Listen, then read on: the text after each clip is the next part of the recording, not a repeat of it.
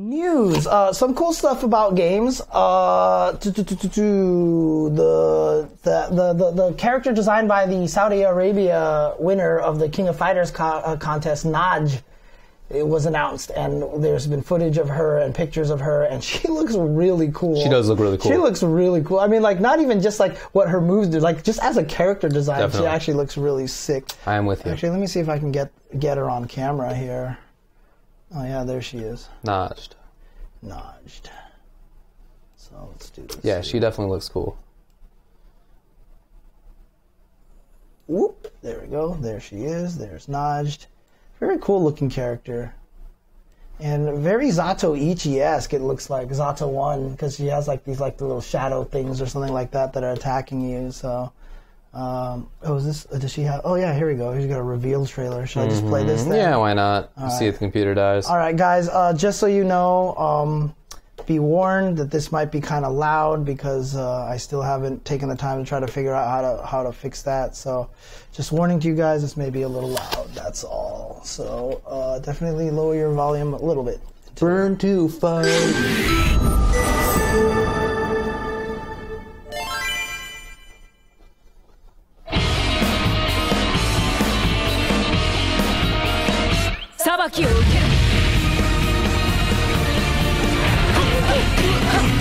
Oh, it looks awful. No, that's the editing. Oh. I mean the frame. Oh yeah, the frame rate is pretty bad. Yeah. Sorry guys, the frame rate is not good. Yeah.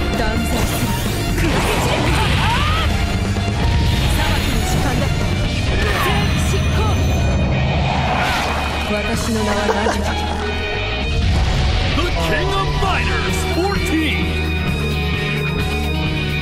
There's still one more shadow, I think, back there. So still one more character to be announced. Sorry, guys, again. Burn to fight. Yeah. Really cool looking character. Live to win. Very cool looking character. So she's been officially revealed now. So there you go. She does look cool. Yeah, she looks like she's going to be a lot of fun, too. A new patch came out for Dissidia Final Fantasy NT. Okay. Added like a new stage, and they even put some balance changes in there. I know previously they didn't have move lists in the game, and now they've been added in there. So that's actually really helpful. Cool, especially because, like I said, it feels like all the characters have the same moves, but it actually turns out they don't. So it'd be cool to see that. I guess at an event in Japan this weekend. Let me see if I could see this here. Actually, that was this past weekend. So this past weekend there was an event where Najd, Thaiger, and who's the other new character? Oswald were all playable. So Nintendo has announced a Super Smash Bros. Invitational 2018 for E3. Remember that they did that before in the past. That was the one that Zero won, right? Didn't he win with like Bowser or something like that, or? At the time, somebody won something. I think that was the DS version. Yeah, okay. The grand finals of the DS version Invitational, like whatever it was. Bowser, I think it was. Okay. But they're doing one for this year. So now the question is, what is it? Is it going? What? Like, is Smash Brothers really that far along that we can have that Smash Brothers on Switch, or are they gonna just do Smash Wii U, or like what? There's so many questions right now. It's definitely a new game. Yeah, what if they just made them were like, hey, here's Melee? Like, oh, that'd be crazy. That actually would be pretty cool. That'd be crazy if they did that. Yeah. Also, let's see. Really cool news for Killer Instinct. Yes. Killer Instinct, this is an event news right here, are going to run another tour this year, basically, right? And so, well, I'm not sure. Like, is it a full-on circuit again, or is it just this one event? No, there are at least two. Okay. So both Combo Breaker and CEO have $15,000 pot bonus tournaments. Gotcha. For KI. Yeah. But Keats on Twitter today said that there's going to be 50,000 total. Oh, really? Yes, he did. So what that includes... I didn't see if there was any more to that. Right, okay. But I did see that info. So there might be like a third event, like sometime late in the year. Maybe there's another big tournament where there could be $20,000. If you can think of another big tournament that follows Combo Breaker and CEO, right. I don't know. Yeah, exactly. No, I have no idea. But right. There's going to be something. Okay, I think that's super cool. Yeah, it's awesome because the game is no longer getting patched. It's stable, and it ended up in a really good place. Right, it's really balanced right now. Balanced, very interesting characters. So that is awesome that they're still doing it. I know that many of the KI players have been trying to move on to other games. They didn't think that the game was getting supported still, so they were playing, Injustice or Street Fighter or whatever. But they're all coming back for this, and they should. There was a little bit of a blow up in the scene when this happened because some players who hadn't been playing were like, "All right, I'm back." But other players who have been playing the whole time were like, "Why'd you leave?" Right? Oh, you're just coming back for money, huh? I mean, I get it. Like if you're a big tournament winning player and you're trying to make this your job, like you got to do what you got to do. But that said, it's very cool that there is this thing coming back and people can get into it. I mean, the thing about it is there's also a little pride on the line too. Like, because even if you were playing it before and if less people are playing it, you're just like, oh well, you know what? It's fine. I'll move on now. Like, there's always that kind of acceptance, but now, it's back. It might not even be the money necessarily that's bringing them back, but, oh, snap, everybody's going to be playing it, so I want to play it too, and I want to beat all these guys again. So I think that's a good point. Yeah. So I had actually uninstalled it, and I re-downloaded it. It took forever because, whatever, Windows, it's Windows Store. And I played it. I've been playing it. And I'm really terrible at it now because I just don't remember a lot of. I was never the best at it, obviously, but I am much degraded. So but I'm getting back into it, and it's still a lot of fun. Okay, cool, it's nice, super fun game. Nice, super fun game.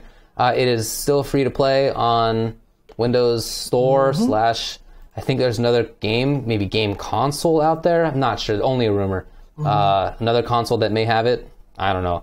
But it's also on Steam. Okay. You can buy it on Steam. It's not free on Steam, but so it's out on PC and some other. I don't know. It's a rumor. There's something else, and also Steam. Okay. It's like the Atari Lynx or something. Something like that. Something like that. Yeah, exactly. X Boon.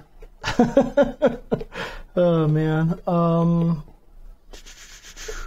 Bone X. What else do we got? Oh, speaking of Evo, by the way. The applications for EVO 2018 volunteer tournament judges is open now.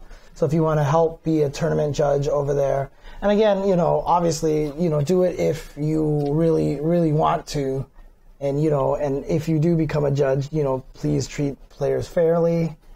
I've definitely heard some, stories about some girls being called like toots or something like really? that. Yeah, or something, or honey or something like that. Okay. Yeah, like wait your turn, honey, kind of thing and stuff like that. But then also at the same time, if people like Chris G and anybody else is late to their pool, please DQ them on time. Please just DQ them on time. That is what you're supposed to do. That is what you're supposed to do. That is what you're supposed to do. So. But definitely, applications are open. So check that out if you want to do some help. If you want to help out with Evo. So yeah, it might be called like the X-Bong. Export. Excuse me, my console is already named Export. There you go. Broly and Bardock came out today. Yeah, I heard that they're out on Xbox. I don't know if they're out on more now, but when I left on the come Export? Oh, that's the same console? It might be, actually. I don't know if that's true. It sounds similar enough. It does sound similar. Maybe. I don't know. You're right. You're right. It sounds similar. Okay. Yeah. So I heard it's out for one of those, but I hope it's out for others because I'd like to play them when I got home. But it was definitely not out on Steam when I left. Right. Someone mentioned that Max was streaming them, or like right now, or something like that. All of our viewers go away.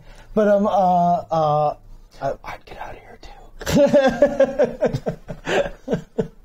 Okay. But they're out. We have not had a chance to try them, so hopefully next week we'll be able to talk about them. Our early impressions of them. Tekken 7. They've had a couple of. New Japan Pro Wrestling collaborations, with the costumes and stuff like that. They've had 2 of them. They've announced a brand new one featuring Tetsuya Naito. Naito, who was Kenny Omega's tag team wrestling partner for the longest of time, and they had like this big whole drama thing where then like it was actually real. So Kenny Omega tweeted this out. Someone actually wrote like this big long article about their history. Okay. It was actually really cool to read about.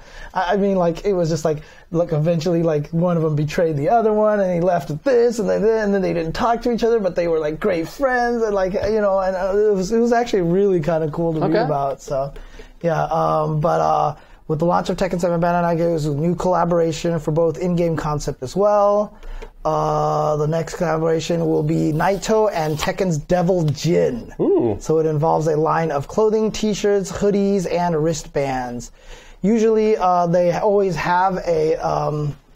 is that the wrong person? Is that the wrong person? I thought that was Naito. Oh, that's Kota Ibushi. My bad. Okay. My bad. Okay. I thought I was being all proud that I knew something here. Yeah, hey, I'm not involved in this conversation. Okay, my bad. My bad. Kota Ibushi was the tag team partner. Okay. Naito is somebody else. Okay. My bad. Might be. Anyway, so... But yes, it is Naito who's doing the thing with Devil Jin and whatnot? Yes. There you go. Cool. So, my bad. Okay. This is an interesting one. 30th anniversary collection was delayed in Japan. Yeah. Only Japan. Did you see an explanation for that? No, I have not. Yeah, I didn't but either. A lot of people have a theory that maybe Japan wants the Japanese versions of everything instead of the international versions of the games on there. Because I think originally they were just going to get the international versions with like the names in the... Oh, the reverse. Yeah. So like maybe it's getting delayed so they can put the Japanese versions in there. Who knows? I'm not sure, but it was delayed in Japan. So lots of theories flying around. So yeah. Oh yeah, there was a show in Long Beach with Kenny Omega and all those guys there, right? I was hoping you'd fill in the blanks. Yes. Yeah, they were all there. A whole bunch of people were there. Like Utex was there. Right. CEO Jabali was there. I know, like Super Effects was there. Sanchez was there. Sick. They all went to it, and yeah. So there's a bunch of guys out there. It just happened. Heard it was a great show. I think even Logan was there too. So wow. Yeah. So they're all just hanging around right now. Dang. It's quite a bunch of people. So a couple of, this one's not really a community thing, but you remember Street Fighter's Assassin Fist, which is way better than it deserved to be. Awesome. But, those guys did a great job with it, and apparently this has been in the works for a while, because I saw a tweet, like, finally, after 3 years, I can announce this. But they're actually developing a TV show. Yeah. For this, from the creators of Assassin's Fist. They're actually going to make a full TV show for this. And it's the same team that was behind Assassin's Fist. I don't know if they said what channel, or if it's just going to be online only, or like Netflix. I don't know what the situation is here. But I guess it's E1. I think that's the people making it, not the... Yeah, I guess there's not a lot of other information, so, we can find out when and stuff like that. But it's actually going to be super cool, I think. Yeah, it's awesome. Hopefully it maintains the quality of that Assassin's Fist. Because Assassin's Fist, like I said, was way better than it needed, than it should have been. Because no video game adaptation, especially of Street Fighter, has really fared well. But that one was actually really sick. And if you haven't seen Assassin's Fist, you really should if you're a fan of Street Fighter. So it's just a good series. Mm-hmm. Community news here. Novel Tataki, who has done a bunch of tutorial videos, actually has a defensive options tutorial for Dragon Ball Fighters. So I believe you can just check this out on his YouTube, which is just youtube.com/Novel Tataki. I'm pretty sure he has an official link like that. Let me make sure, because not a lot of people do. I think they do. Novel Tataki, NOVRILTATAKI. Yep, he has an official channel there. So, sorry. So you can check that out. He has something for defensive options, because defensive options are rough in Dragon Ball. You really have to learn your defense in that game. Yeah. So, the last thing here that I have here is that Connecticut's makers of this fine statue behind us of the evil Ryu and the Oni are releasing a new statue, and this thing looks really cool to me. It's super cool looking. It's a Guilty Gear thing. So I already have a Dizzy statue, but they are making a brand new Dizzy statue. There you go. Pachoo. I mean, it's a nice looking statue. It looks great. It's actually a really nice quality on this thing. So it's probably going to be pretty pricey. Yep, only 500 of these dioramas, $649. Yeah, I will not be owning one of these things. But it's super cool. Look at that. That's so cool. Oh, man. Can you get that mouse out of there? Well, I'm just trying to, click on these buttons here, so... I want it. It's pretty cool. Gotta say. I want it. But I don't know if I'll be able to get it. I'll have to talk to Connecticut's. Want to sponsor Ultra Chen TV again? Oh, man, that's so... Look at the rocks. It's really cool. Yeah, that's awesome. Yeah. It looks great. I mean, high quality stuff. So yes, it's pricey, but it's really nice quality. Yeah, right. It's really nice high quality stuff. So. All right, that's all I have for news here. Oh, Oops, I forgot to change the topic here. Well, a big one that we haven't talked about was Final Round maybe shutting down. Oh, that's right. Yeah. Okay. So okay. there was a big Facebook post put up by Larry, aka Shen Blanca, who has been running Final Round for the last 21 years, about how he was stepping aside and expected that Final Round would be doing the same, but kind of maybe left the door open a little bit, somebody else doing it maybe. He essentially talked about how the attendance was way down 2/3. I forget if it's a 2/3 drop or if it's 2/3 of what the attendance was in 2016. But in any case, a big drop off. It's such an unfortunate thing. You can't really compare it to 2016, right? So. Well, the issue is that 2016 was the year that Street Fighter V first came out, so they had 1,000 players in Street Fighter V, which is way too big for their venue. Right, the venue had already been, it had already kind of run out of room, but that was way too big. So there were a ton of extra problems that weren't there before. There were problems before, for sure, but it was definitely exacerbated. So after that year, many people learned that they shouldn't go to Final Round. It was their lesson from it. But Larry's lesson from it was, I need to get a bigger venue to have more people, to allow more people to be in there. So it's this unfortunate situation where he's spending more money on a much bigger venue, and fewer people are actually coming to spend money. Right, and then this year was actually worse than last year, even in terms of attendance. Meanwhile, he's still spending a lot of money on this big venue. So it kind of sucks. But having blown up as it did in 2016, kind of was the beginning of the end. Yeah, in a way. And now since they were the first the first premiere on the tour, it's hard to know that there were going to be that many people. Right.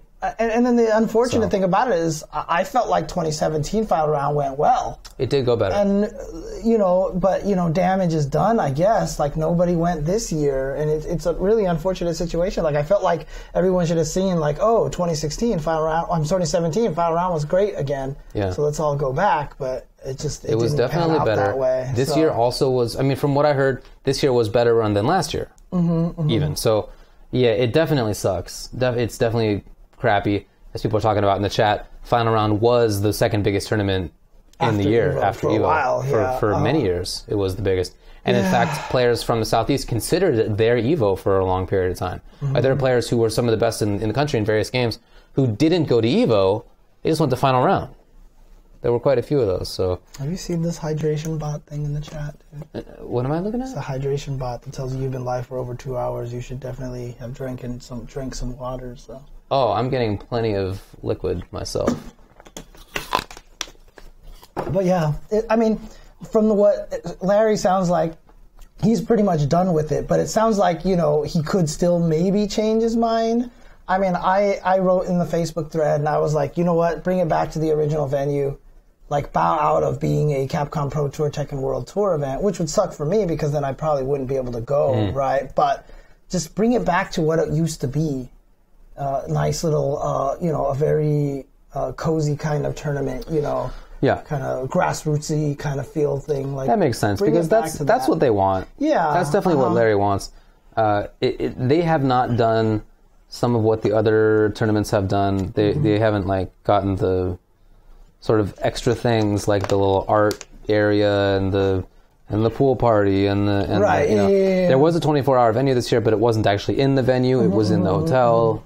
I mean, a lot of other problems also came from the fact that this year they had to have those clear backpacks and stuff like that. Which is the venue's requirement. Right, which was the venue's requirement and everything, Yeah, so I think that would be cool if they could just be like a grassroots thing, because I think that's where their heart is. And it'd be great, too, if, Atlanta's a big city with a lot of players, and that's like a good sort of regional fix. North Carolina, Georgia, Northern Florida, like there's a lot of areas around there that have scenes that don't really have like their own tournament. Right. So Atlanta was just in a really good spot. I'm not sure that this means that the grassroots is dying, because other grassroots tournaments are still going on. But I do think that there were, I think it was this really unfortunate thing of them not expecting 1,000 players for Street Fighter, which is hard to expect. Right. They could have been doing a better job. I mean, they needed a bigger venue anyway, but that many more people they didn't expect. I mean, the thing about it is, after it happened, every other tournament was like, oh, crap, let's make sure we're ready for this. Definitely. And so they didn't get to suffer. It was literally because, like you said, they were the first one, so they got really screwed over. They really did. They did not expect it. Yeah, and I remember talking with people at NCR and at...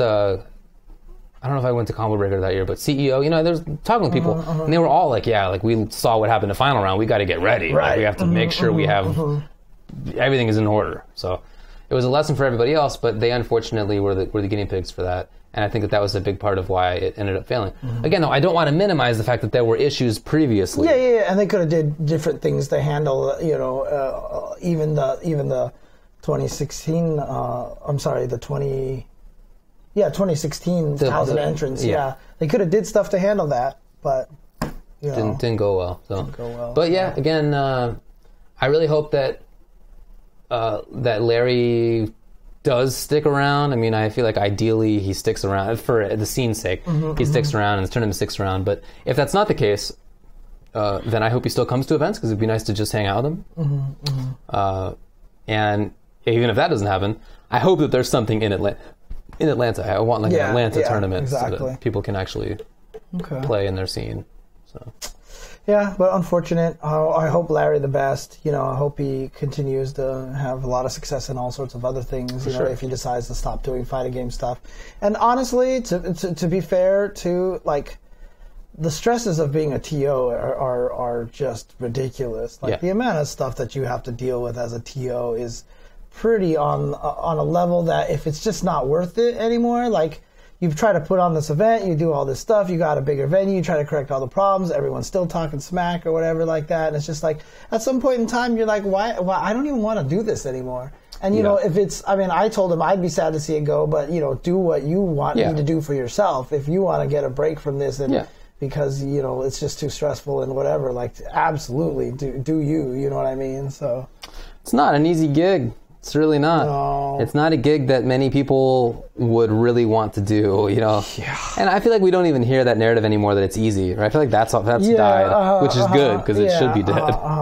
Absolutely. So, yeah. Even Rick in the chat, the Hado who runs Combo Breaker just said it's an interesting collection of stressors. Yes, for sure. So.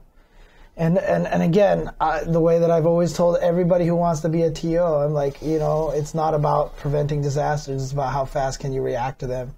It happens every time. You can't get away. From it. So. Well, I do think it'd be nice if they at least stuck around as a grassroots tournament. But he did say that he's going to stick around at least to help with the Fall Classic this year. Right. So he's not gone yet. That's true. Right? So he'll definitely be helping with the Fall Classic. So that is true. There you go. But, things have changed. The fighting game scene doesn't necessarily want the same things that were there in tournaments years ago. And that's I don't know if that's not, I feel like that's not the same thing as the esportsification of stuff. It's just that we've come to expect that there's not just going to be the tournament, that there's going to be other things to do in a venue or at a tournament. Right. And Final Round didn't really keep up with that stuff. So, that's... Again, it's not. I don't think it's just that there was that giant year that ended up causing big problems that then cause big problems for attendance in the future. It's not just that. It's a lot of little things. There's other stuff too, but they hadn't really kept up. Okay. So some people in the chat are mentioning also that I guess Super Arcade has announced that they passed inspection. Yes, that's true. So, Mike Watson posted on Twitter today that it's all done. Right. So there's probably a couple of things they need to finish, and it will be open indeed in October in 2019. No, I'm just kidding. Oh, boy. Okay. No, that's cool. I hope that means it opens up soon. They have definitely done some events there, like they've ran a couple of streams at the Super Arcade venue and everything like that, but it wasn't quite open as a business yet.